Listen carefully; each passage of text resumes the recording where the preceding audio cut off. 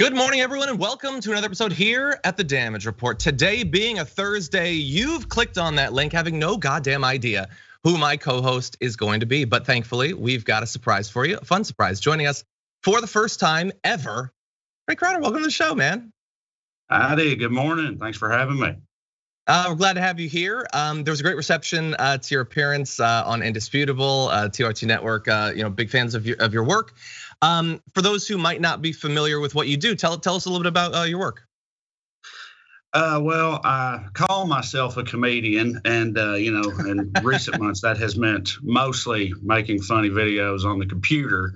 But I do live shows and stuff too. My thing is basically, I'm a hillbilly who says big words pretty much. Oh, he said a smart thing in a dumb sounding way. People like that. No, I make the Liberal Redneck videos is mostly what I'm known for, and I feel like the title's pretty self-explanatory. But yeah, that's how I while away my finite time before the grave, is doing those things.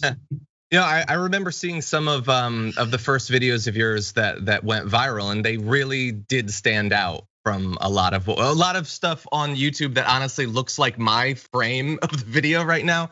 It really did stand out, and that's awesome. I'm curious about you. So you said like generally you would consider yourself more of a comedian than a political focused person. How did you get into talking more about politics? How did that evolution happen? Well, I mean, so the liberal redneck thing is, I amp it up a little bit for the videos, but it comes from a very authentic place. I grew up in the middle of nowhere, Tennessee, a town with no traffic lights or McDonald's or anything. Very, very, very rural. And as long as I've been politically minded at all, so from like roughly high school on, I've been progressive without even admitting. That's just how I felt about things, and then found out that was unusual and different from the norms. I've always been hyper aware of it and being sort of out of place. And I've always been I've been prone to run my mouth my whole life as well. So I've been doing stand up for a while, and I would touch on these things on stage even then, talking about racism or, homophobia or making fun of Christianity or stuff like that. And then it just it was a natural extension of the type of things I was already doing on shows around the South and stuff, what I was doing at the time. So yeah, it was awesome. A very, very organic thing.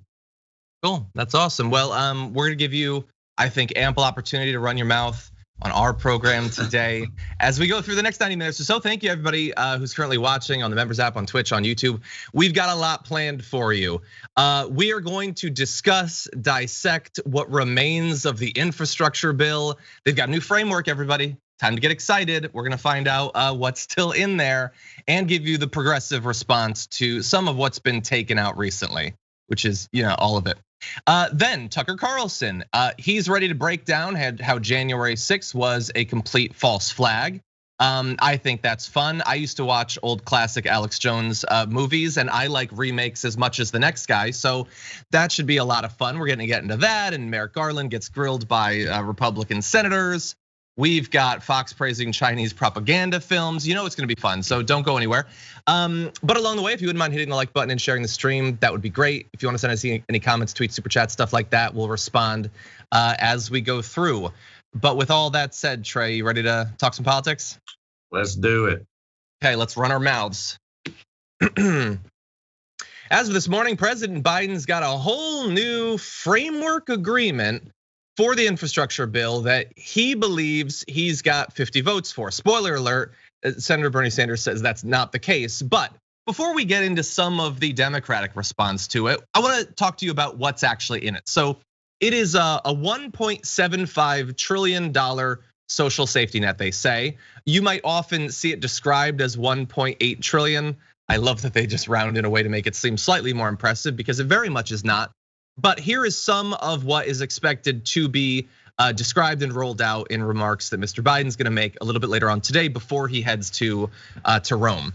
So it includes universal preschool for more than 6 million 3- and 4-year-olds, and subsidies for child care that would limit costs to no more than 7% of income for most families. That program would be funded for 6 years. It also includes about $555 billion for programs to move Americans to electric vehicles and entice utilities away from natural gas and coal. this, if it passes in that way, would represent the largest federal investment in combating climate change. But I will also jump out in front of it and say that second part of it, enticing utilities to move away from coal, already was killed from the original bill. Joe Manchin owns exactly as many coal companies as he did a couple of weeks ago. So I'm not sure why they think in this new framework agreement it would pass. But those are a couple of good things. And we have a list of some more that we'll discuss. But Trae, this is the first that we're talking about any of this process that's now been stretching for months. So what do you think about where we've ended up in terms of what's still in the bill? I mean, I'm just super frustrated that we seem to be held hostage by just pretty much just two people from where I'm standing. You know what I mean? The manic pixie dream senator and like a personification of the company stove from the song 16 Tons. That's a real deep cut right there. But I'm talking about Joe Manchin. And it's just, and obviously they represent their own moneyed interest, and it's so transparent, and they don't seem to care that it's transparent because they don't have to care, and they're not beholden to any of their actual constituents or what the people want at all, and none of that matters. And I just find it all extremely disheartening. I don't know what else to say about it. Of course, they've whittled it away, and they'll continue doing that until it's like functionally irrelevant at the end of the day, if anything ever even passes at all. I'm not brimming with hope, if I haven't made that apparent already. But it's just a real shame. That's what I think. Yeah, what you said there about it being like so blatant. That's really the thing that like, it's not like I expected that this thing was going to end up being awesome. I expected betrayals. Like I was getting my back ready for the dagger and everything. But the fact that they don't even pretend like Joe Manchin, don't these rich people generally try to hide some of the things that they own? It was way too easy to find out exactly his economic interests here. Sinema won't even like just talk to the protesters for 1 minute, Right. Like pretend that you're a representative in a functioning democracy, but they won't even give us that surface level thing.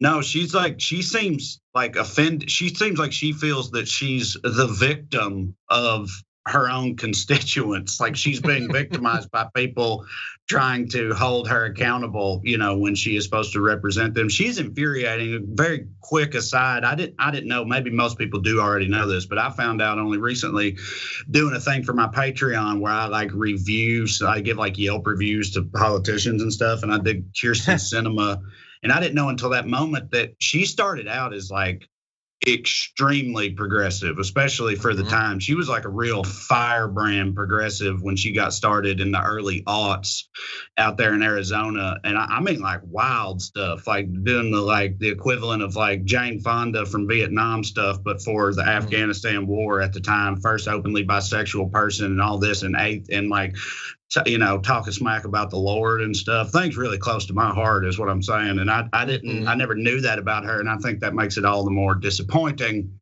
where she has ended up, because, they can get to any of them eventually. They being the corporations and the money people and all that. You can be corrupted. Watching people who seemed so set being co-opted, like I guess in the end, it's not that surprising. These people have a lot of money to buy people with, but it is disheartening, and it leads to a lot of suspicion that it will happen to other people, and we do have to be on the watch for that. I want to let you know some of what else is in the bill. So it includes $200 billion to extend an expanded tax credit for parents through 2022. I mean, sure, the tax credit is wildly popular. It did a great job in cutting a significant chunk out of childhood poverty. So for all of that, extend it for 1 year, And afterward, I'm sure the poverty won't come back. You got some money to extend, to reduce premiums for people covered through the ACA, money to help seniors trying to get in-home care, building 1 million affordable housing units. I mean, America is racked with a housing crisis of multiple facets right now. I feel like we could be putting more money and more attention into that, but that's what you get. And $40 billion for worker training and higher education, including, and this is maybe my favorite part of this entire thing, increasing annual Pell Grants by $550. So originally they were going to do free community college, which is, let's just agree, a major step back from like what Bernie Sanders ran on years ago, which is 4 years of free public college. Like a guy went to UConn, the University of Connecticut, you could do something like that. They dialed it way back to free community college. Now it's $550. Like, good, I'll get my bag packed for Harvard right now, actually, with the $550. So that's basically everything big that remains in the bill, Trae. Yeah, I mean, the college one is a good example of illustrating like how diluted and watered down it has become, because like you said, because not only the way you framed it, but also keeping in mind at the same time how much more expensive college has gotten and continues to get, for everybody during that time, and it just keeps getting whittled away further and further. And yeah, $550, that will that buy you like 3 books? I don't even know if kids still use books. Is it like digital? I don't even know what they do anymore. But I guarantee you, it's still a racket though, because I remember when I was in college, the books were outrageous. $550 probably won't even get you a semester's worth of just the textbooks they require you to have. The ones where your professor has written their own book and forces you to buy it and all that type of fun stuff that goes on in college. But yeah, it's not enough. Yeah, no, totally. I mean, I remember it's been a while since I was buying college books, but yeah, the books were $100, $200 for some of these. I was briefly an engineering student. You can see how well that went. And yeah, it was a couple $100. And if they're digital, I don't know, but I guarantee they're the exact same price. More likely, you probably buy the book, and the book has a code for some digital thing. That way, they can change it every single year and get you to buy new ones, I would assume. But anyway, $550 is not going to get you through college. Will it keep up with like inflation and education costs over the next couple of years? I don't even know if it'll do that. But we also have some inclusions for revenue.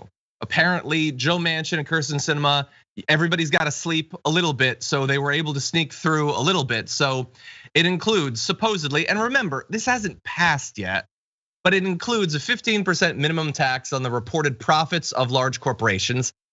Look, we can definitely debate that number, but I like that it's on the reported profits, because obviously there's an incentive for corporations to go to their board and to their shareholders and be like, we made a ton of money. And then when they actually file their taxes, they're like, well, maybe it wasn't so big.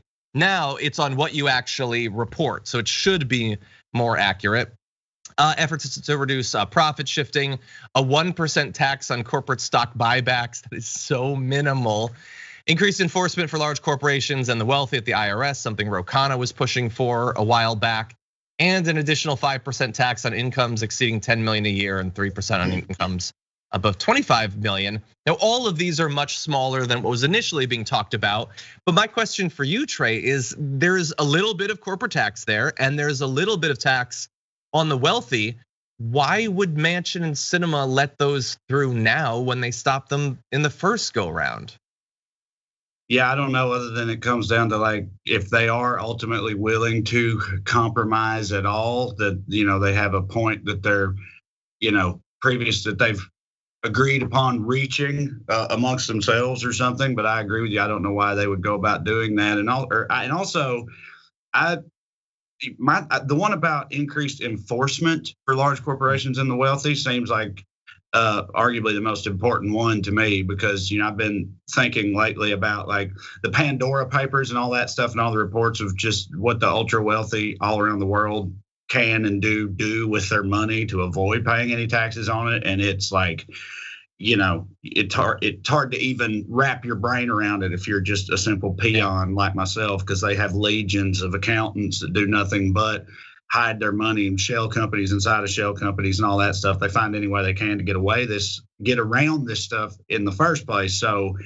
it's all kind of, until that gets sort of sewn up better, the rest of it seems less important to me anyway, until we find a way to actually make them do it.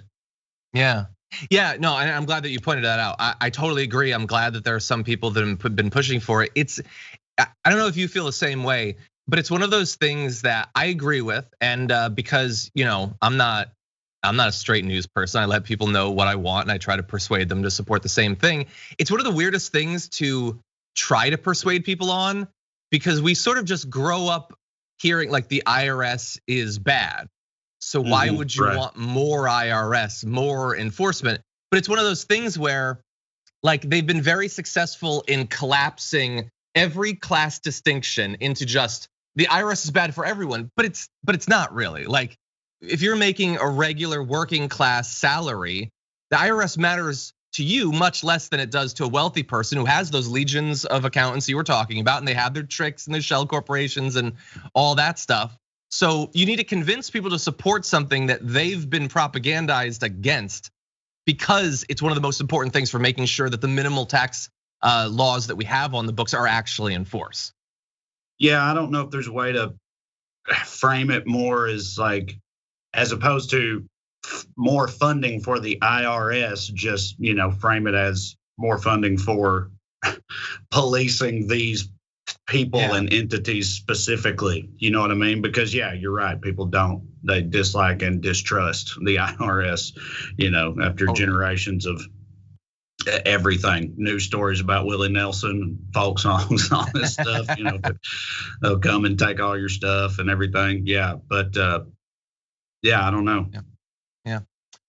Well, look, there is a response to all of these recent developments from progressives in Congress, progressive senators. So we're gonna give that to you in just a little bit. We are gonna take our first break though. When we come back, we'll have that. We'll also likely have Tucker Carlson. Fox News is giving him a special, which is great because Tucker really doesn't get much airtime on Fox. It's good that they found a special time that they can focus on him. We'll have all that for you and more after this.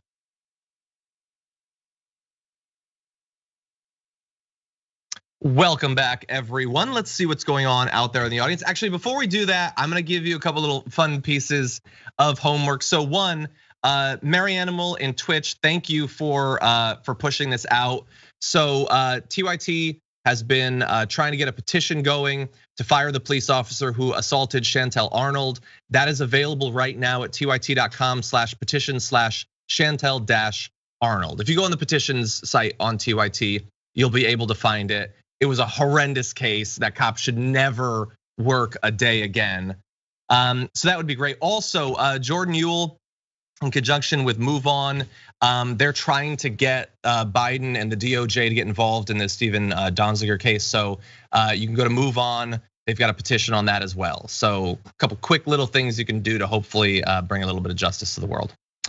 Okay, now out there in the audience, in YouTube, let's see. FIFA Noir upgraded their membership to tier 3. Thank you for that. Perfect opportunity to let you know about the benefit that you get at tier 3, which is that every month we all meet up and do a live Q&A, and that is actually today. Look at the synergy there.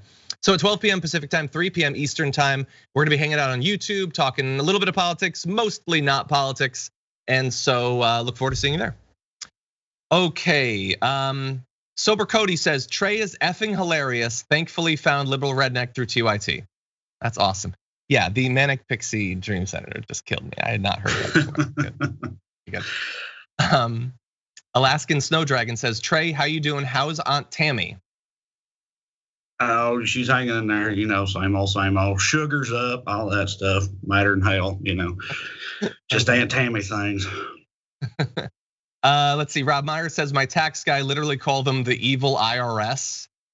Yeah, but like, shouldn't tax guys like our complicated Byzantine tax code? Like that gives a lot of them work that they wouldn't otherwise have, I would imagine. Anyway, Harlots and Trinket says, I'm so glad you have Trae on. That's awesome, we're glad to.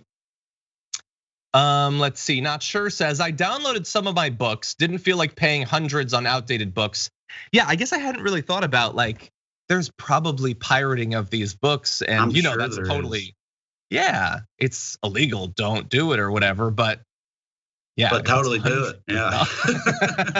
If it's hundreds of dollars, God. Okay, in the super chat, Vicky Gray sent us in a big super chat. Thank you, as always, Vicky Gray, for your support. Says Fahrenheit 451, bye books. Thank you. Actually, we're gonna be talking about the banning of books a little bit later on in the show. Green says, hey from Nashville, love Trae on TYT. That's awesome, getting love from around the country. That's awesome. Nashville, that's sort of where I'm from. I mean, I'm from the sticks, halfway between Nashville and Knoxville, but it's nice because I could claim either one that way, Exactly, depending on how it goes. Yeah. Okay, let's see. Tara Sherbinko says, happy Thursday, Dragon. So excited to see Trae on TDR. I'm part of the working poor. Oh yeah, and I owe money to the government every year. in taxes. Well, if you are part of the working poor, then you are expected to pay at least a little bit of taxes. If you're someone like Elon Musk, you can probably get it down to about 0. Isn't that amazing the way it works? Varden says, Trae, love that in rightest, wingest of places like my hometown in our country still has people who know how to take a step back. Nice. Yeah, there's a couple of us, There's a few. My brother lives in near Atlanta. He's mostly good on politics. There's a few. Over in Twitch, Pedro Techie, member for 9 months. Thank you for that. We are rapidly running out of time. More coming at you right after this.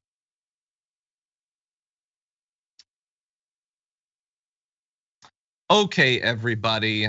I know what you all crave. You crave more talk about the infrastructure bill. Well, don't worry. We're about to make it a little bit spicy. Let's jump into this video. And the only sort of rationale that I've heard from Manchin is this quote unquote entitlement mentality. He seems to be regurgitating talking points from the 1980s when we are existing within a 21st century multiracial democracy that's going through a climate crisis and trying to recover from COVID. Building back better is building back better for all people, including poor people, people of color, and those who are trying to start families. So there you have Representative Jamal Bowman on CNN last night talking about Joe Manchin being one of the main forces for stripping paid leave out of the infrastructure bill. Just to be clear, no longer 12 weeks as they had talked about, and then it became 4 weeks. No paid leave whatsoever. But don't worry, they are talking about a plan for paid leave where you get to pay into it and then take the money out. Love when they have programs like that. That's always how their programs that benefit billionaires work. The billionaires need to pay into it and then they get the money back or whatever. But anyway, I love his point there about Manchin and his 80s talking points. I think he could have gone a little bit harder. This is effectively Joe Manchin's welfare queen's point. You all are entitled. Now you think you should be able to bond with your kid for a couple days before we throw you back in the mine. And yet, without having anything more nuanced or sophisticated than those talking points, Manchin appears to have won on that topic. Paid leave appears to be out. And that seems super consequential. It's not the only thing that's been taken out, but it's one of the biggest parts, I think. Trae, what do you think? Yeah, I just hate how we just can't get anything. You know what I mean? It's like you're entitled if you want any kind of, basic human decency allocated to your working experience in this country. It's like they act like it's totally unreasonable to even request these. Like everything, the wheels will just come off if people get any paid leave, as though there aren't all kinds of other countries in the Western world that do that and much more that are doing just fine and arguably better than us, and it's and so many people just go along with these arguments and act like it makes you lazy and entitled to just want to be treated a little bit better. And they get so red in the face and upset at the notion of giving any kind of ground whatsoever. And, it's all very shameless as well. There's no, like as we were saying earlier, they're very transparent about it, I feel like, and just seem to have no shame whatsoever about the way they feel about these things. Yeah, and no, you're totally right. Like compared to basically every other, as Bernie would say, advanced country, we get nothing. And look, if you poll people about paid leave, majority is supportive of it, obviously. Generally more supportive for maternity leave than paternity leave. We've apparently bought into what sitcoms have told us that dads are pointless, so why have them around? But it just bothers me so much that on this topic, there do seem to be some people who accept that why would you ever get time off? Like we have been so ground down as a people to expect basically nothing from our employers, no material improvement in our lives. And I see it coming from a lot of different corners. So you got Joe Manchin saying his entitlement stuff. And look, we've been called lazy so many times that most of us believe it. You got people like Tucker Carlson mocking, Pete Buttigieg, why would a guy ever take leave? But then you even have like Joe Rogan yesterday he thought it was ridiculous that a dad would take time off. And obviously a lot of his listeners are working class guys who are being indoctrinated to believe that you don't deserve that time. It's weird if you take that time. Why don't we expect more? Why don't, like, we, 175 years ago, had big labor movement. We eventually got a weekend. We stopped making kids mine coal and everything. And then pretty much at that point, we decided things should never, ever get any better. And I just don't understand why we don't have higher expectations for ourselves or for our country. Yeah, I think the paternity leave thing, I think there's a whole lot of bros. There's like toxic masculinity involved with a lot of guys feeling like that's not, whatever. I can't use any of the words that they would use on this program to describe what that makes you to stay at home with a baby. You know what I mean? Cuck is okay. I think you can say okay, cuck. A cuck or a wuss or whatever. But you know what I'm trying to say. They feel like that's what that makes you to, care for your infant child at home or whatever. Like, bro, what a cuck. To me, just why wouldn't you want to just be home for a while, like have some time off? Yeah, like it's cuckish to just not be at work for a while. I mean, I guess a lot of them think it is. I don't know, but it's just their brains work so differently than mine. I guess I've always been the type, like, I'll take any single ounce of anything that I can take from the man, I will at every turn, when I'm working for the man, which I'm thankfully not right now.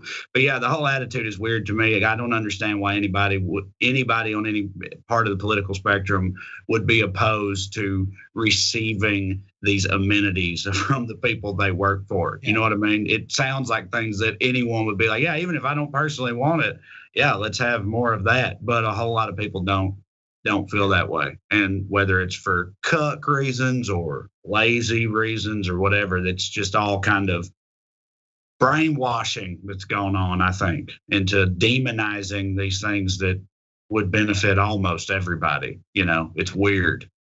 100%. Yeah, this is really when toxic masculinity goes wrong. Like, toxic masculinity, is supposed to, at the end of the day, for all of its negative effects, it's supposed to benefit the toxic guys. Like, that's the goal. It's elevating you above other sorts of people. In this case, do you idiots not realize that you're hurting yourself too? I don't understand it, but I don't listen to a lot of those shows. Anyway, okay, so a lot has been pulled out of the infrastructure bill. We've listened to people like Jamal Bowman talk about the issues with it. So I think the necessary follow-up question is, with all that's been taken out, are you still going to support it? And thankfully, Jamal Bowman was asked about this, so here's his response. You think if that's out, are you in? That remains to be determined. We're the only developed country in the world that does not have paid family leave. We were supposed to be at 12 weeks. It went down to 4 weeks, and now it's out. Even though the majority of the country supports paid family leave. It's archaic, it's inhumane to ask a mom or new parents to leave their child in childcare while they have to go back to work to try to earn a living and keep a roof over their heads. So it remains to be determined where I am now that I'm hearing that is out. Again, it's unfortunate that we have a minority senator, one person, who opposes this where the majority of the country supports it. So for me, it's unacceptable. So he says it's unacceptable. He was asked a couple times, so will you vote for it? And he does say that remains to be seen, which, I like Jamal Bowman. I've talked with Jamal Bowman. I don't like the answer remains to be seen. Everything conceivable in the universe remains to be seen. I would like a bit more specificity. But we do know Bernie Sanders, who, if he votes against it, the entire thing is dead, like literally just him.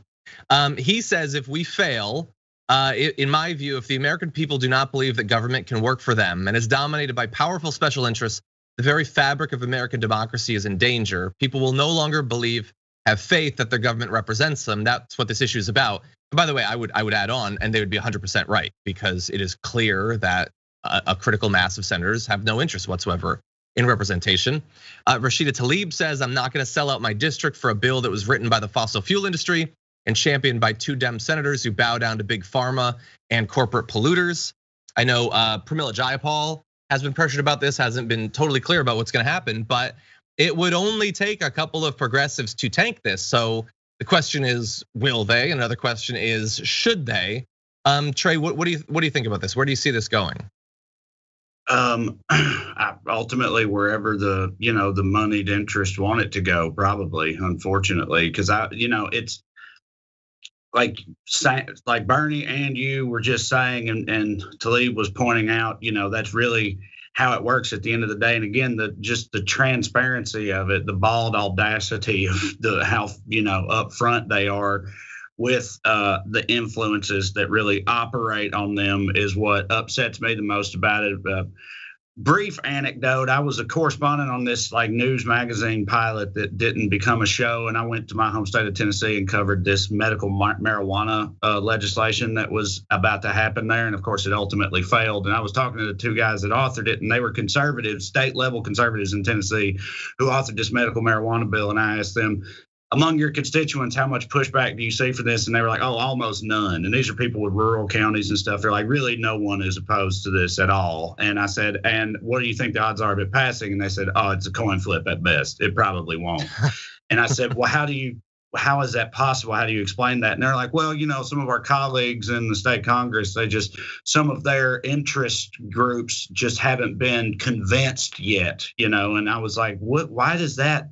Who cares, But they just openly will admit that it was like the private industry, the private prisons and law enforcement, were the interests who were just gonna determine whether that happened or not. And they would just and they acting like I'm stupid for being upset about it. They were like, that's how things work, Trae.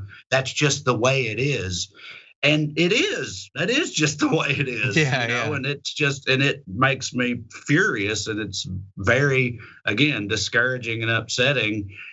But that's just where we're at. That's why I think the number one thing ultimately, and I don't know how we do it considering the way that everything works right now, is to get the money out of American politics as much as possible, because that's the whole and entire reason that we're even talking about any of this right now, is because of them. So. Yeah. Again, if you can't tell, I'm not super hopeful right now, but I'd like to see things, get better and clean up, but we'll see. Yeah. No, you're totally right. And there really are, there's different levels of, I don't know if ignorance is the right word, but it's one level to not understand the way that things are. It's another level to understand and not be bothered anymore by the way things are. Yeah. And to not use the platform you have if you're in the media to make it clear. And we're gonna have an example of that in just a little bit with a tweet from Casey Hunt. I get that this is how it is. I also think it shouldn't be the way that it is, and we can do something socially in terms of media to stop that. And look, they can vote against it. They could also threaten to vote against it, and I would say could have been doing that more along the way. But I will also remind people that what I've been saying from the very beginning in this is you have these two bills. And you have the quote unquote moderates, I hate that term, who like one and don't like the other. You have progressives who like the other one, but not the first one. And in theory, either side could tank the entire thing, but that has never, ever been an even playing field, because the progressives really want the one to be good and are willing to accept the other. The so-called moderates are perfectly fine with the government literally never doing anything ever. Manchin, Sinema are not gonna bawl themselves to sleep if the bipartisan one ends up not passing. So that's one of the political handicaps that we've dealt with from the very beginning of this. But I also want, feel free. The dynamic with the progressive caucus and the moderates and everything and what's going on there. I want the progressives to continue to hold the line as much as possible, because what else are they supposed to do? And in my opinion, it feels like their only option. But having said that, of course, if where that ends up going is that just nothing happens, then that's a victory for the moderates as well, because of what you just said. It's so fun. It's always been wild to me how many Congress people we have on both sides who seem to be totally unaware of the fact that they are ostensibly lawmakers, that is their job, is to do stuff, because man, they hate doing stuff. Like, they'll go out of their way to avoid doing anything. My default assumption is always, with any kind of congressional proceedings, that the ultimate result of it will be pretty much nothing. So, we'll see what happens. But I mean, they have to keep, like I said, they need to take and maintain a stand for sure. So I don't know how it's going to go. And by the way, so we have someone started a Twitch poll: should progressives kill the bill? And yes has an unambiguous 100% of the vote, which is fine, and it would send a signal. But one thing, and I'm paraphrasing, he can respond if he thinks that I'm misconstruing what he said. But one disagreement I have with Cenk is that killing it would send a strong signal to the moderates. But again, I would say, will it if they don't care? Like, no, it's not like they'll learn. I mean, and by the way, same way about it. Yeah, that is a terrible position for us to be in. It's like it's a feeling of powerlessness, and I hate being the one to point out how powerless we can be. But the people who defend the status quo, by their very nature, don't have much that they need, because the status quo is working fine for them. Yeah.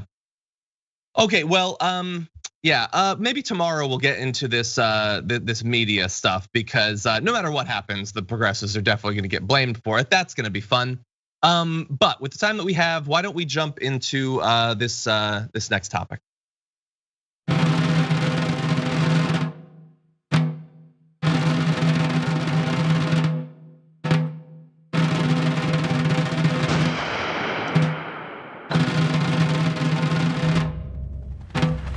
The domestic war on terror is here, is coming after half of the country. The helicopters have left Afghanistan, and now they've landed here at home. And the left is hunting the right, sticking them in Guantanamo Bay for American citizens, leaving them there to rot. We are dealing with an insurgency in the United States. Terrorism from white supremacy is the most lethal threat to homeland. I've been told that I'm a white nationalist. Me. FBI, put your hands up. They've begun to fight a new enemy in a new war on terror. Not Al-Qaeda, white supremacy. False flags have happened in this country. One of which may have been January 6th. His truth is marching on.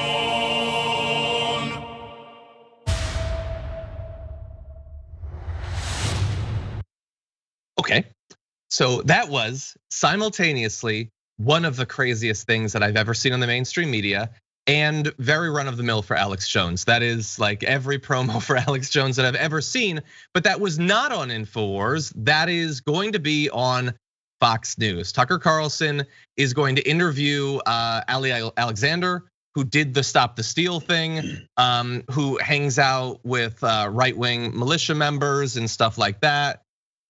They called it a false flag. They used footage of Osama bin Laden. They said they're gonna send conservatives to Guantanamo Bay and waterboard them. Waterboarding apparently has now become a bad thing. Fox has never felt that before. They're sending out the helicopters against American citizens. They were fine with it when they were buzzing the protesters in DC just 2 years ago, but now it's a problem. Anyway, Trae, like, I don't know how much you pay attention or care indeed what Tucker Carlson gets up to, or Fox News, but that seems pretty crazy. Yeah, all right. So, you got like a rundown of this show. You guys give it to me, so I sort of know what we're going to be talking about. The Tucker Carlson thing was added this morning. I'm sorry to get inside baseball here, but the point is, I had not watched that yet until just now when you played it. And I'm really upset by that. That was way more hardcore and worse than I thought it was going to be. You're right; it's par for the course for like Alex Jones, but it's a different context. I mean, of course I know that Fox News is terrible, but that's taken. I mean, they just baldly stated at the end of it, straight up, that January 6th was a false flag. I mean, that's a lot. And the only thing, right now, I'm still like in my head, trying to like.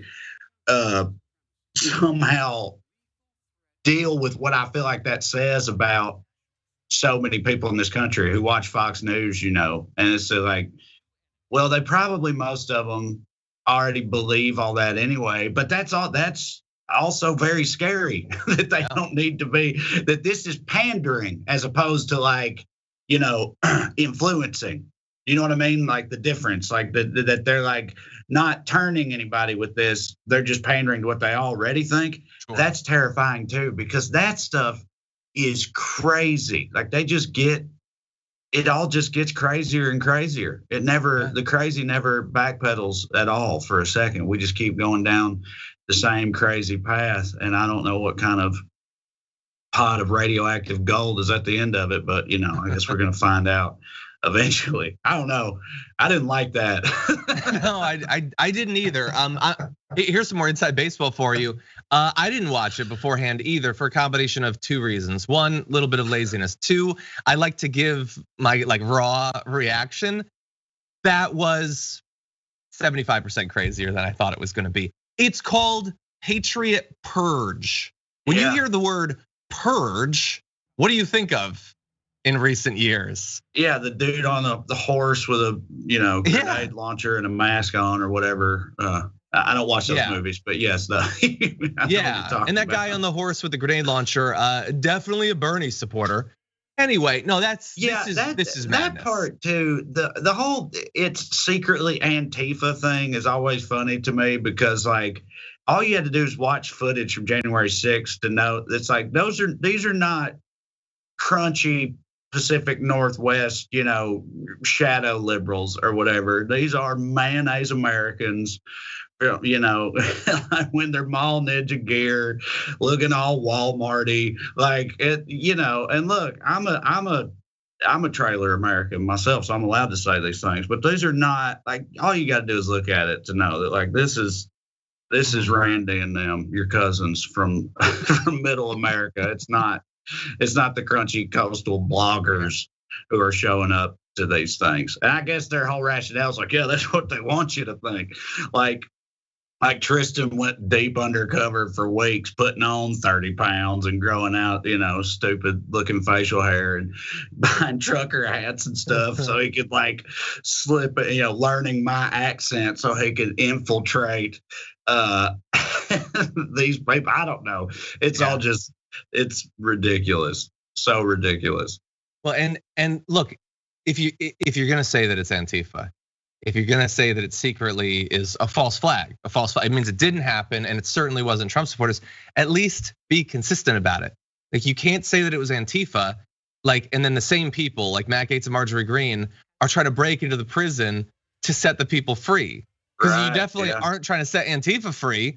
You're trying to set conservatives free. So which is it? How are they switching? Right. It's like a light switch. Antifa, conservative, depending on the day and what I need to say. It's ridiculous. Well, they also, because they act like it was justified, you know, in the first place. Like the January 6th proceedings were right and justified. That's part of their argument.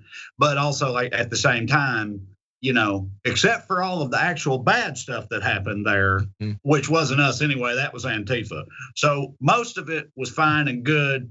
The few things that were bad wasn't us, that was Antifa. And that's how they have to sort of parse it all out in their brains. 100%. And you know what, actually, it's one thing for us to point to people other than Tucker Carlson with that hypocrisy, but I believe Tucker Carlson could actually make that case for us. Let's play a little bit more of his commentary from one of the many shows on Fox that he hosts every single day. I'm sorry to say this, but you can see why the people who showed up in Washington on January 6th were mad. I mean, it's not an excuse for their criminal behavior, those who committed vandalism, but like, I get it.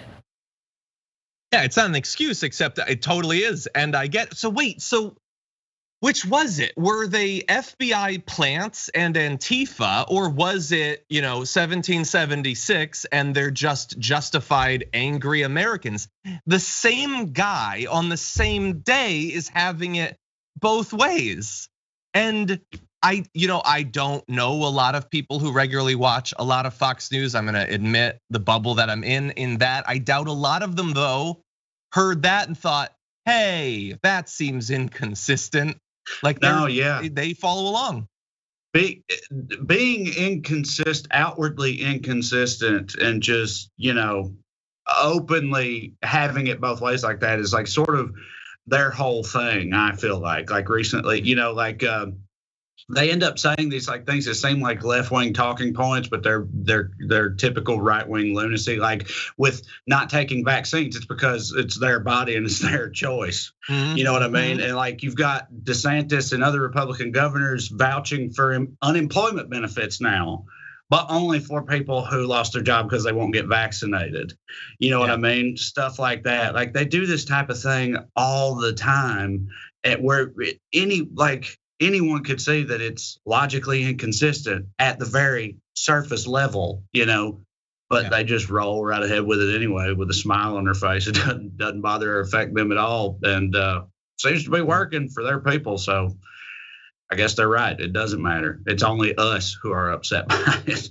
Yeah, no, I mean, it certainly is working for Tucker Carlson. I mean, the guy spent the last year and a half trying every day to kill his fans with a lethal virus. And he comes out of that period with a bigger audience and making much more money. So look, I'm making basically the same as the beginning. So I guess his strategy is better than mine.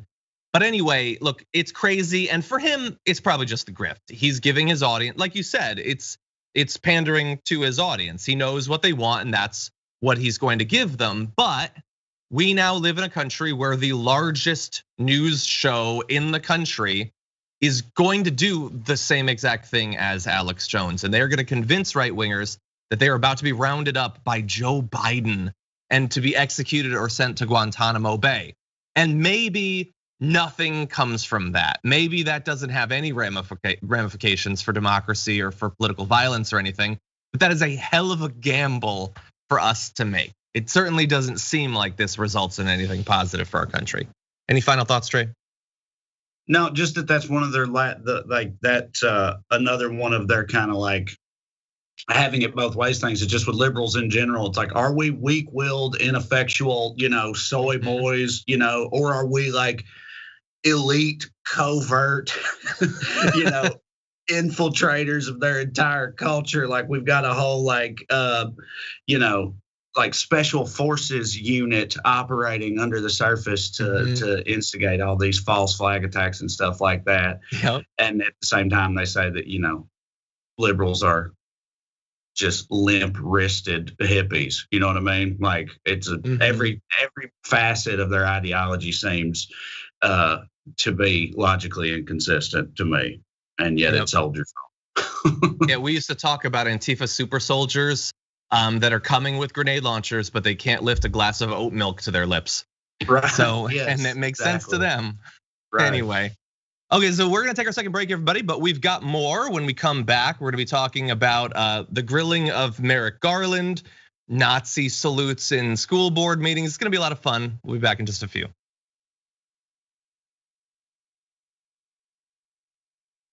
Okay, everybody, there are a lot of comments from you, and I'm gonna try to get through as many as I can. So Nathan Ackerman has been a tier 1 member on YouTube for 10 months, has been listening to Trae for years. So happy he's here. Great to see you too, John. Love TDR in the mornings. Also requesting to be Ganymede Dragon, request approved. Trae, our fans call themselves the Dragon Squad, and each member has their own name that sort of reflects some facet of their personality. Actually, we just got a super chat literally right now from Virginia Thomas, aka Ice Dragon, who says, "Can Trae be Redneck Dragon?" So anyway, we'll talk about that. Yeah, fire away. Okay. Let's see. Steve Cotton, tier 1 member, also for 10 months, says, "Hey Trae from out past Bucksnort, that Tucker promo was a special kind of stupid, made just for his mouth breathing audience. He is a blight himself." Yeah, just so you know, Bucksnort is a real place in Tennessee. Is it really? Yes, just so everybody's aware, it's a real town in Tennessee. So awesome. Yeah, Bucksnort people there. Anyway, go ahead. Stephen Samuel, thank you for becoming a tier 1 member. Appreciate that. Okay, Lily Umper in the super chat said, "I'm tired of politicians telling me that we shouldn't have certain coverage, yet they have the same coverage because of our tax dollars. What's good for them is too good for the people they are supposed to work for." 100%, Lily Umper, you're totally right. John Trindle says, "Just came here from watching the weekly skews before my mix of damage report. What a nice surprise to see Trae again." That is awesome. Oh, right on. Yes, that is my weekly live political podcast, Tuesday nights at 5 Pacific on all my socials.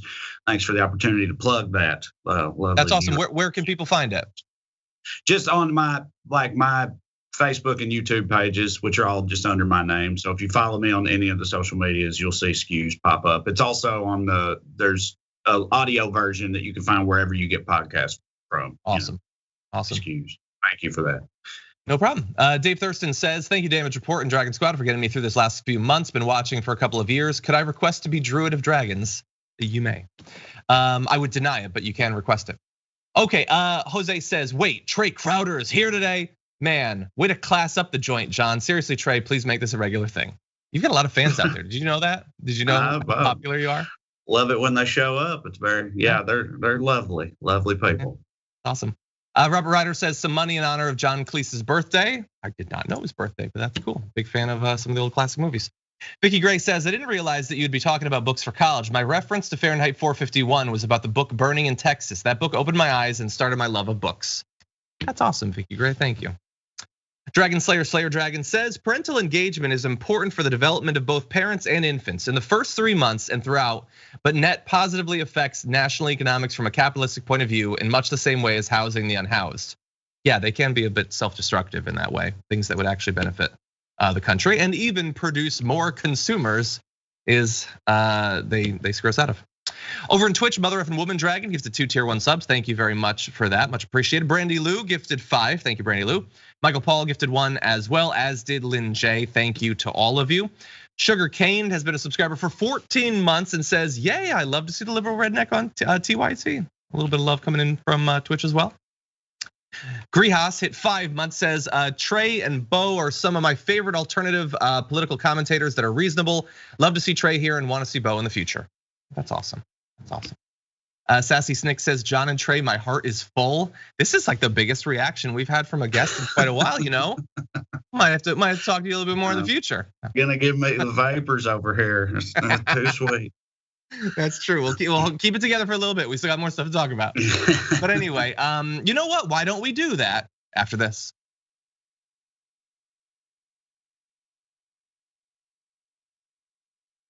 Okay, but before we get back into the news, I do want to let you know about a few things going on here at the TYT Network, including if you are one of the people who watch our live show of TDR at youtube.com/theyoungturks, then I am talking to you. Starting November 1st, you're not gonna be able to do that anymore. The multicast of our show is going to be ending, but you can still watch, and I would love it if you would. All you have to do is go to youtube.com/thedamagereport, our actual YouTube channel. You can subscribe, you can ring the bell to get notifications, and you can keep watching the show. And I know that the last few times I've talked about this, I've confused a lot of people. So if you watch the show literally anywhere else, don't worry, nothing's changing, just at the Young Turks. And that's starting on November 1st. Also wanna let you know that coming up right after our program, as always, you can watch Dr. Rashad Ritchie and Indisputable. Gonna be joined by one, I've never heard of this person. Senator Nina Turner is gonna be joining Rashad Ritchie on Indisputable. Should be a lot of fun. That's coming up at youtube.com/indisputable-tyt. Also, after our show, and I get that I'm gonna be making you make a difficult decision, we're gonna be doing our live member Q&A for tier 3 members on YouTube, so feel free to join us for that as well. That said, oh damn, we only have a few more minutes. You know what? I'm gonna pull a little bit of why don't we go to E? We go to E? Sorry, we just don't have time for D. We'll get back to it. We'll go back to it afterward. Ready to go? Okay, let's do it. Walmart has announced that they're gonna be raising minimum wage for certain employees, but not others. And wait until you hear some of these specifics. So they're gonna be raising the minimum wage at Sam's Club to $15 an hour. But if you work at Walmart, you're gonna have to be happy at 12 for some reason. And bear in mind that this is the largest employer in the US with nearly 1.6 million workers. So that affects so many people, so many people. It's a pretty good bump for Sam's Club from $11 to $15 an hour, but it's just one extra buck for people at Walmart. And by the way, think about how this works in practice. So we have some specifics. Mendy Hughes is a 46-year-old who's worked as a cashier in Melbourne, Arkansas for 11 years. She makes $12.85. Over a decade at the company, she makes 85 cents more than a brand new hire and says you can't pay your bills, rent, and buy groceries on $12 an hour. I don't think anywhere in the US you can do that. No way. I don't understand how they think $12 an hour is enough to live on, because it's not at all. And of course, Walmart does not think that it's enough to live on, but they do think it's enough to get people in communities where other jobs have been destroyed by Walmart coming in to apply for a job at Walmart. So Trae, it's a raise, but it's not much of one. Yeah, it's another thing like that I don't understand why more people aren't upset by it. They get all up in arms about welfare and welfare queens and stuff, but corporate welfare like this, where essentially Walmart's being subsidized by taxpayers because their employees can't afford to actually live on just the salary they make there alone. Everybody's just fine with that. Another thing that I think works against it is you start saying people that work at Walmart should be paid more money, and for some reason, a lot of people hear that and feel like you're comparing people that work at Walmart to them and what they do. So they're like, well, I'm a paramedic and I don't make $15 an hour. You're saying a cashier at Walmart deserves more than me? And of course, the answer is no, we're saying you're both getting screwed. You're both getting a raw deal. It should be better for both of you. You don't have to frame it that way, but so many people do.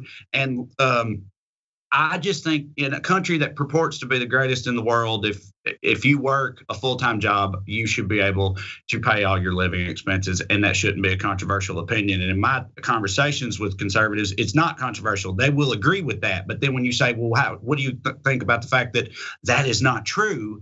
Typically, anecdotally, they will bring up like, well, I'd like to see what these people are spending their money on. Like it always goes to like laziness and irresponsibility. They assume that they're foregoing fixing their brakes or something so they can get drunk instead, things like that, which of course that's not how anyone is for the most part, but it's all these like false narratives that persist that work against movements like this one, and it drives me crazy. 100%, I totally agree, and there's no expectation that like on a place, because this is 1.6 million jobs spread across America. There's no expectation that like on Fox News, which is filled with right-wing populists, that your wage should ever go up. They spread things like that. Like you said, what do they spend their money on? Are they buying alcohol? Or Bill O'Reilly for years would say, how poor can you be if you have a microwave? And yet they talk about elitists who don't understand these areas. But first of all, they all live in New York City. And yet the coastal elitists who are presumably libs don't understand these people. These people who can't be poor because they have a TV. They can't be poor because they can freeze their food temporarily. It's insane and it's insulting, and this is not nearly enough. If you work at Walmart, if you work at anywhere, there is a political movement that wants your conditions to improve. You just need to actually look for it. Unfortunately, that is all the time we have for our first hour. If you've been watching on our linear platform, thank you so much for watching. If you're on Twitch or YouTube though, we do have more news for you. We're gonna take a short break, but just a few minutes. We'll be back after this.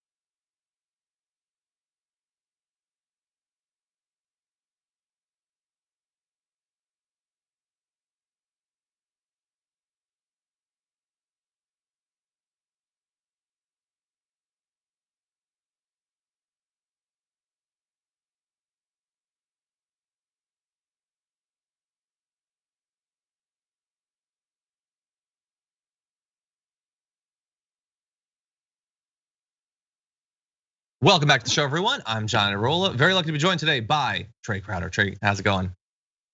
Doing good, buddy. Having a good time. We're having fun, and the audience seems to really be enjoying it. I've been watching the Twitch and the YouTube chat, and they seem to be really having a good time. To that end, we're gonna be reading some of your comments. I did want to let you know about one other thing, though. So if you are out there, and if you also want to run your mouth about politics, as Trae was saying earlier, we might have an opportunity for you. If you're someone who would like to write, produce, host, and edit short-form editorial videos about politics, social issues, breaking news, those sorts of things, you can go to tyt.com/careers and possibly join our awesome team at Rebel HQ. Right now, we've got Adrian Lawrence over there, David Schuster, Richard Ojeda, and others. You can join that team by going to tyt.com/careers.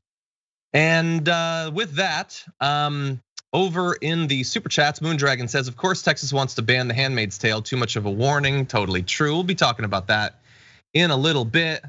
Stephen Samuel says, progressives should say time to kill the buy bill. Let's pass the 3.5 trillion bill and let the GOP +2 kill it. Then run 2022 on this is why we need more Ds, or let Pelosi kill that, then fight them on this. That is a possibility. That might be what they do. We'll see. If you're gonna lose in style. Yeah, I guess style would provide a bit of a silver lining. We got Mr. Cat as well as Mama Bear Dragon both sent in super chats that just say kill both bills. So the audience has been very unambiguous about that. Let's see. Billy Bear the Bear Dragon says, Red Hat told me in person that Squid Game is real. Baldwin was set up, is currently in Gitmo, and it's all because of adrenochrome. I walked away. I think you stayed for too long there, buddy, but I'm glad that you eventually got out of that conversation before they ate your face. Fred Gunderpants says, thank you, Trae. You talked me off the ledge with every post. You too, John. Go Dragon Squad. Thank you. You saved a life, Trae. Did you know that? Yeah, evidently. I don't know how, because I don't. You probably picked up on a theme. I'm not generally overly hopeful. I don't know how I'm like. I don't know how I'm encouraging anyone, because usually I'm just ranting and raving, in commiseration. I feel like, but I appreciate that's what it is. That. Yeah. They don't want to be alone. Amanda Bryant says, sent in a super chat, says, for my two favorite people, love y'all. Thank you, Amanda. Bernie the Kiwi Dragon says, hi, John and Trae. Good thing conservatives don't read around, or they might read the story of the first emperor of China burning books and burying scholars. Gulp. That might be enough to turn them against the idea. We might have to try that. By the way, someone in Twitch said, Dungeon Master I Am Sock says, do you think John saw the Mitt Romney, Kirsten Sinema, Ted Lasso picture yet? So I had seen the picture. Trae, I don't know if you saw this. No, that's a weird. I'm curious as to what this is going to be. It's Mad Libs. So Mitt Romney dressed up like Ted Lasso for Halloween, I guess, and he has this post where he's giving a cookie to Kirsten Sinema, and it says she's one tough cookie, and I might well vomit on the camera from the. I don't like Ted Lasso anymore because of that picture, actually. Anyway. Yeah, that's upset. It's always, I hate when they like things that I like, Totally. It's like, shouldn't you just be listening to Ted Nugent and watching Fox News, old James Woods movies or whatever? I thought. Go watch. Aren't there like 10 of those God's Not Dead movies? Go watch those, man. Those are yours. Kevin Sorbo, his entire oeuvre, that's available to you. Now, obviously, I don't care. I just. If they kept their entertainment choices only to creators and artists who agree with them, it would be limited to those options. So I guess what else are they going to do? Yeah, or like whatever you want, but don't demonize creative people who care about art. Yes, right. That's a good point. Anyone's allowed to enjoy, any of these things, but like you said, don't make it a huge talking point for your side of, for telling these people to shut up and keep it to themselves or whatnot. They politicize everything, I feel like. So that's when it becomes a problem. Yeah, I do look forward though to a sketch of Ted Lasso running Bain Capital now. That's gonna be fun. Anyway, okay, so with that, we have a few more stories to get to with what remains of the hour. So let's jump into this next story. Merrick Garland was testifying before the Senate Judiciary Committee, and they got into this topic of the school board meetings that have been going on. You've seen the videos, we've played them for you. They're really rowdy, and there's a lot of conspiracy theories and stuff being thrown around, threats made against members of school boards. That's a concern for some people. Others, not so worried about that sort of thing. So we got some videos we want to show you, including Ted Cruz.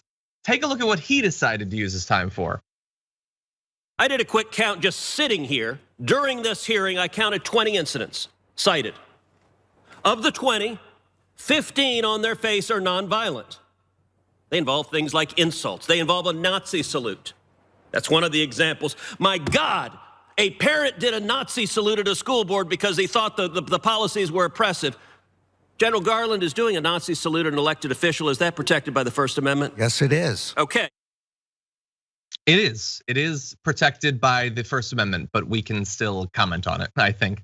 Also, I think we can comment on Ted Cruz's performance there because he is being genuine. I am passionate about this issue. I care genuinely about what's going on. Can you see how fired up I am? He is the fakest politician in DC, which is really saying something. But anyway, Trae was just making a video. Well, just I mean, anytime he tries to do like human stuff, like express human man emotions and things like that, it always sort of starts to fall apart. The facade, because obviously he's some sort of trans-dimensional being from beyond the void or whatever, merely wearing a human skin suit. But anyway, I just think it's funny that he's like. I don't know that he's just sitting there like, oh, so now we can't do Nazi salutes anymore. That's what we're saying. I thought this was America, but we can't even Heil Hitler at a school board meeting anymore. Okay, fine, whatever. It's just, I don't know. I don't know what the hell's happening. I don't either. Now, Ted Cruz thinks that the coverage of what he said is unfair. He'll almost certainly think that our video about it is unfair because we're saying that he's defending someone doing a Nazi salute. Well, he tweeted, lefty journos are either dishonest or not very bright or both. The parent was doing the Nazi salute because he was calling the authoritarian school board Nazis, evil, bad, and abusive. Oh, I see.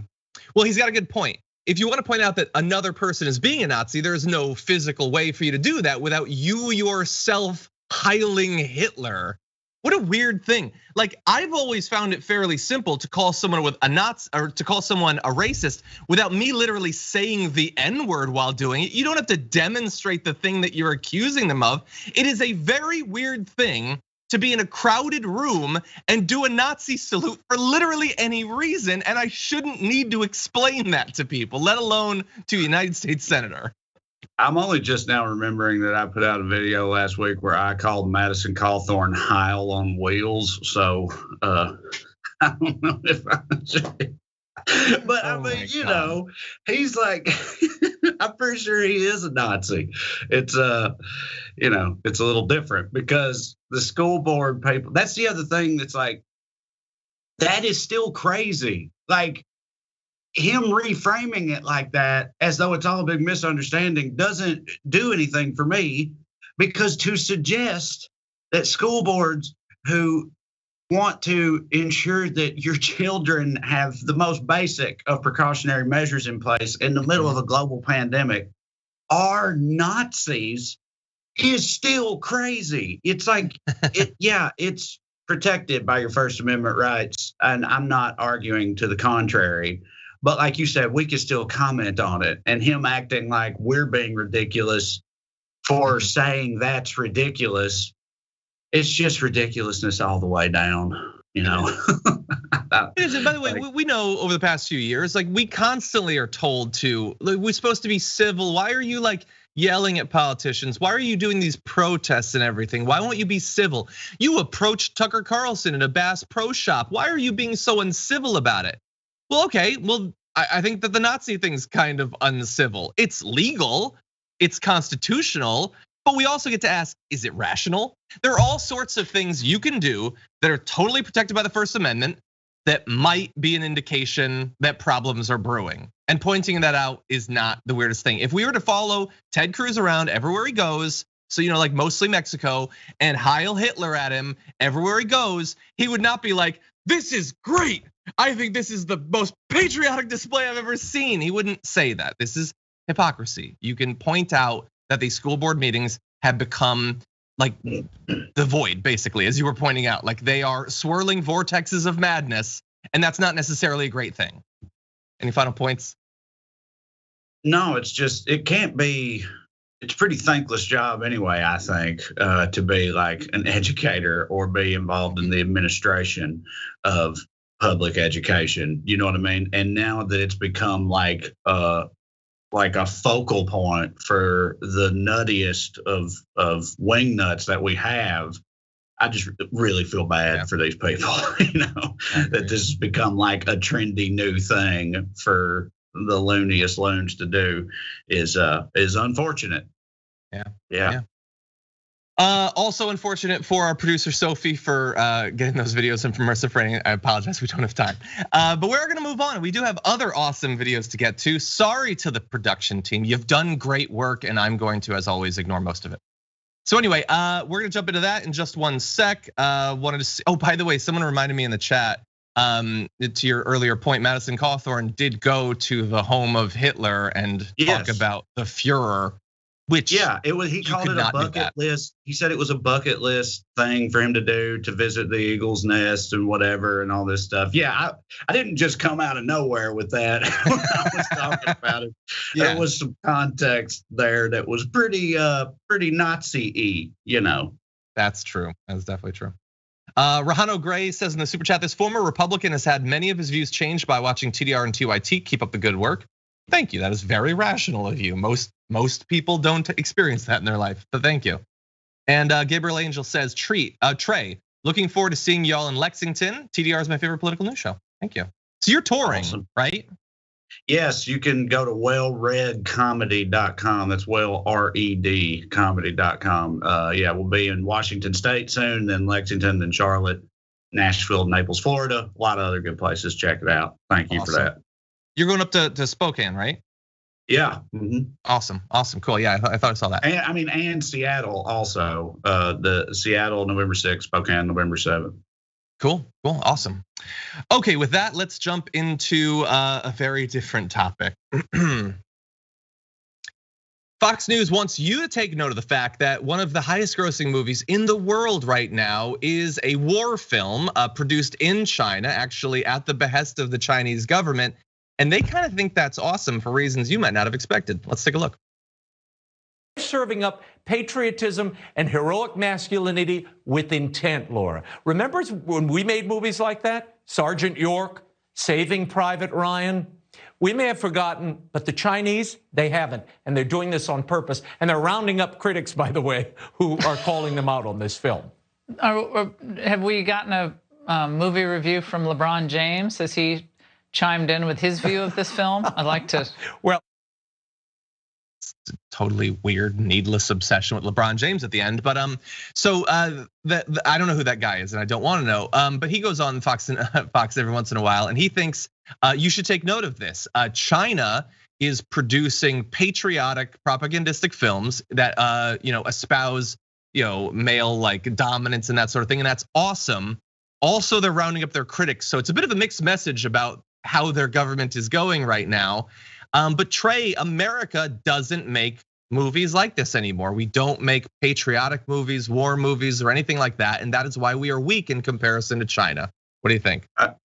Clint Eastwood ain't dead yet, buddy. He's he's still out there waving that flag at 92 or whatever. No, we were just talking about Kevin Sorbo and all that stuff. I mean, sure, those movies exist. I couldn't even really follow.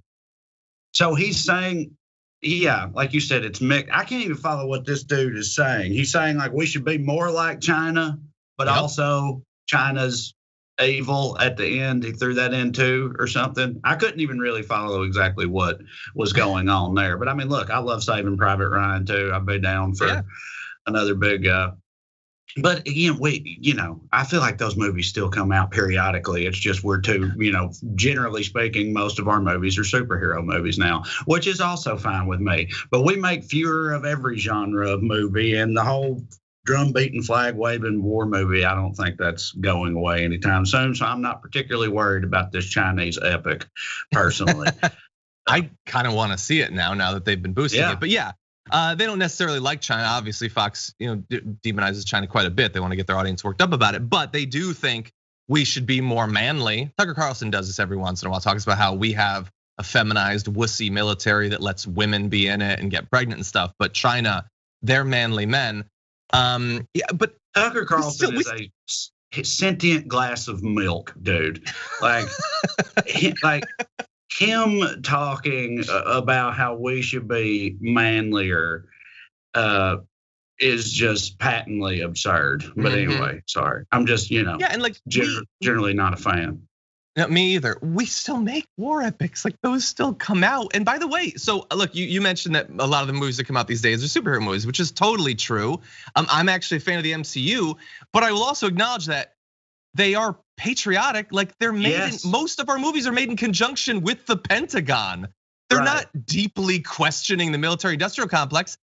Endgame, I don't want to spoil some of these movies, but a former defense contractor saved half the universe. Like these are patriotic movies. I mean, it's Captain America is one of the Avengers. He's like the manifestation of the way our country sees itself, and he's like at the forefront of those movies. That's what I'm saying. It's just like so many of their things. It's a total straw man to be like, oh, we only make Lady Bird now, or whatever they're trying to say. Like, that's just stupid. That's a good movie too. I did like that. There's nothing wrong with Lady Bird, but like they make manly man movies also. I mean, even ones that aren't. Like I just saw Dune. It was pretty metal. You know what I mean? Like there's a lot of stuff out there for everybody. Even the drum beating flag wavers. Yeah, I am going to ask though in the future, don't bring up Captain America because Captain America's black now, and you're just going to totally lose them on that. They're gonna. Yeah, I know. Captain America's black. Superman's gay. Dr. Seuss was. I can't remember where Dr. Seuss falls in this. Somehow Mr. Potato Head's genitalia is involved. Anyway, yeah, they got a lot going on over there. I know, it's a lot. It's a lot to process, and they're gonna do it, and they're gonna talk about it a lot, and they're never gonna address their viewers' economic problems. That's what they're gonna do. That's their mo. Okay, we have only a few minutes remaining, so we're gonna jump into this last topic. So let's have a little bit of fun. Let's talk about burning some books. A Republican state representative, Matt Krause of Fort Worth, has some books that he has a problem with, and he doesn't want your kids being exposed to these books. Don't worry, it's just a few. He has a list of 850 books. Damn, who's read 850 books? But he's found 850 that should be banned. Now, he believes they should be banned because they're gonna make students uncomfortable. They deal with topics like racism and sexuality, abortion, things like that, and it's not acceptable. So he sent a letter to the Deputy Commissioner of School Programs at the Texas Education Agency. We're not gonna read the whole thing, but he says, I want you to identify how many copies of each of these books you have, how you spent money on them, how much you spent, and if there's any other books that have to deal with stuff as broad as human sexuality, sexually transmitted diseases, HIV, AIDS, sexually explicit images, graphic presentations of sexual behavior, a whole bunch of other stuff. You need to go through your entire library and let me know about those things because they're not acceptable. They could cause students, quote, guilt, anguish, or other psychological distress because of their race or sex, or convey that a student by virtue of their race or sex is inherently racist, sexist, or oppressive, whether consciously or unconsciously, which by the way, there are books that are about race and about sex. How many books are the message of them, the theme is you're inherently bad because of race or sex? That doesn't actually exist. That's not what this is about. This is about weeding out books that they don't like. Books from people like black writers like Ta-Nehisi Coates, Mickey Kendall. You have books like LGBT Families or The Underground Guide to Teenage Sexuality. The book Beloved was brought up recently in a Virginia race. So Republicans, in their quest to create safe spaces for white students, are going to do some cancel culture on a list of damn near 1,000 books. Trae, what do you think about this? I mean, yeah, just talking about burning books and canceling books with a straight face is wild to me too, because it's like, just a universally recognized hallmark of an authoritarian regime and whatnot, and just they're just totally openly down with it, which is pretty wild on its face. But also I don't want to get into a whole as a father thing, although that's exactly what I'm about to do. I have children too, and they're 8 and 9. And see, I grew up in poverty in rural Tennessee, drug addiction in my family, mom was in prison, all this type of stuff or whatever. Now I live in Southern California in the San Fernando Valley in like Elysium, as far as I'm concerned. And this is where my sons are growing up. And I want to, and I don't, I grapple with this all the time. I want to just grab them and shake them and be like, the world is not like this. You know what I mean? Like, you don't understand how like privileged and soft and easy all this is. This is not real. The world will eat you up, whatever. Like, things are terrible for so many people, and you have to understand. Like, I just want to yell this stuff. And my point is like the idea of insulating your children from any kind of ugliness is just totally alien to me. And it's wild that some people genuinely feel that way, because I don't want to just upset them. It's like, this stuff is real. They need to know about it, or they will not be prepared for adulthood.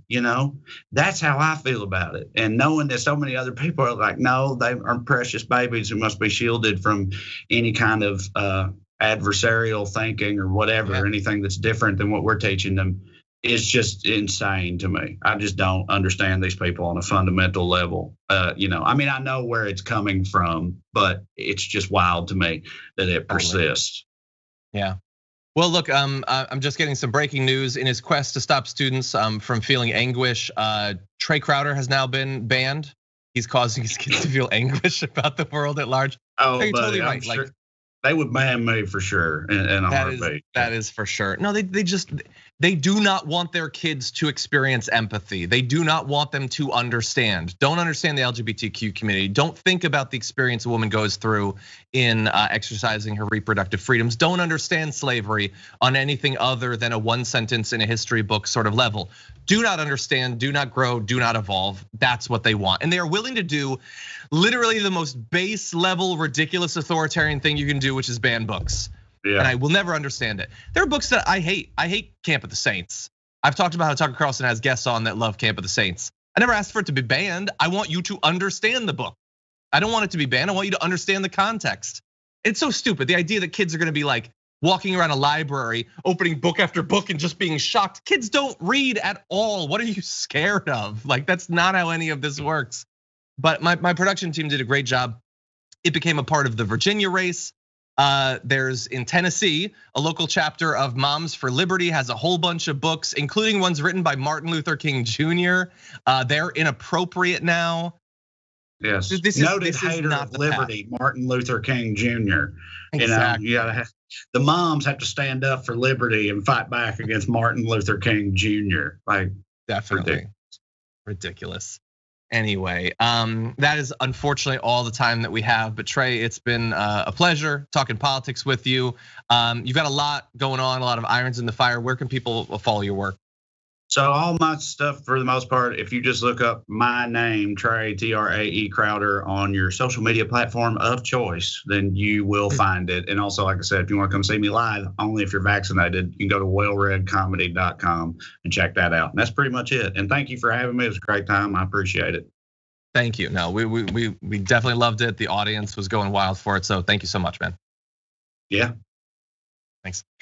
So everybody watching this, thank you so much for joining us. Indisputable with Dr. Rashad Ritchie is gonna be coming up in just a few. So you can stay on Twitch. You can go to youtube.com/indisputable_TYT. Senator Nina Turner herself is gonna be joining. By the way, definitely tune into the first hour of the Power Panel tomorrow. I'm gonna be doing it in person with Cenk Uygur and Senator Nina Turner. It is our first in-person 3-person Power Panel. That is gonna be super exciting.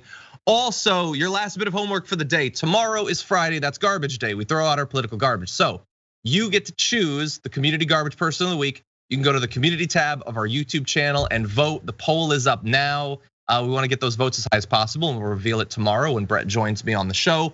Also, if you're a tier 3 member on YouTube, our monthly live Q&A is coming up. In 34 minutes, we'll be going live. There's still time to upgrade your membership or become a tier 3 member. I look forward to talking to all of you. But until then, stay safe out there, stay sane out there, and I'll see you soon.